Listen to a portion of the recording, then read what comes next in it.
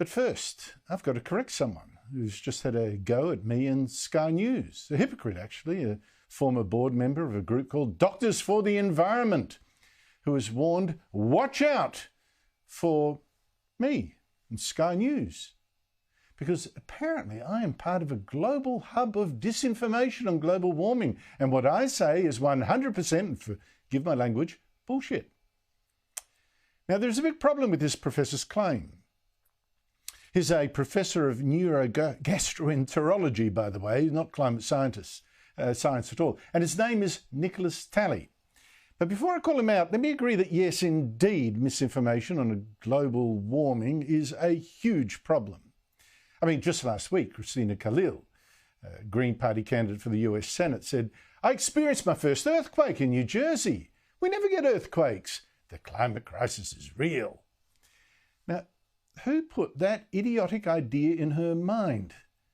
That misinformation, that a slight rise in temperature is causing earthquakes in New Jersey, which is actually on a fault line, big clue. But that same idiocy, even worse actually, was repeated on The View, the American talk show, by host Sunny Hostin after yesterday's solar eclipse. We've got a solar eclipse, we've got the earthquake, all those things together. What maybe lead one to believe that, either climate change exists or something is returning? What can't climate change cause? A third example, Tim Flannery, this expert on bones who was for some reason made Australia's chief climate scientist after predicting this about global warming in 2007. Even the rain that falls isn't actually going to fill our dams and our river system. But again, last weekend, Sydney's biggest dam, the Warragamba, overflowed yet once more, for the second time, in fact, in 3 years, and maybe the fifth or sixth, I'm losing count. Sixth time, maybe, since Flannery's plainly dud prediction. So yes, misinformation about global warming is a massive problem, but I'm afraid it's actually been made worse by this very same professor, Nicholas Talley, and his Doctors for the Environment. Now, I did ask Taley to come on the show and prove that what I say on climate change is 100% BS, but we haven't heard a squeak from him. So, trying to be fair here, let me guess from this slide of his lecture that he was having a go at something I said in 2021. This, in fact. Now, let me be straight with you. There has still been a slight warming trend over the last 30 years. And the temperatures do go up and down depending on ocean patterns, so the next temperature change may be up again. But my main point is this. You are never told in other media outlets about good news like this. Evidence that the global warming scare may be wildly exaggerated and the world is not warming anywhere as fast as predicted. Now, there I said, wearing the same tie, there has been a warming trend, and I suspect the professor would have to admit that is, in fact, not 100% BS, just for a start. But nor is the rest of what I've since often repeated, that the warming and the consequences of that warming are not as bad as predicted. You see, I at least remember all the headlines a decade or more ago of 6 degrees of warming this century.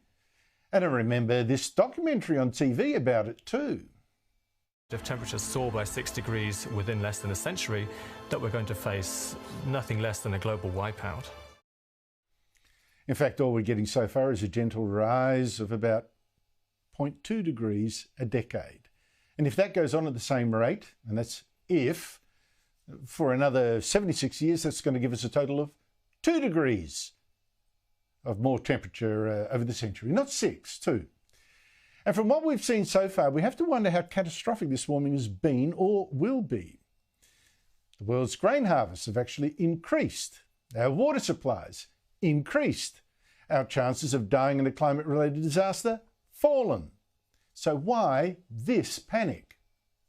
What's going to happen to humankind? What's going to happen to the whole world? Who has been spreading the disinformation about a climate catastrophe that makes children like that cry?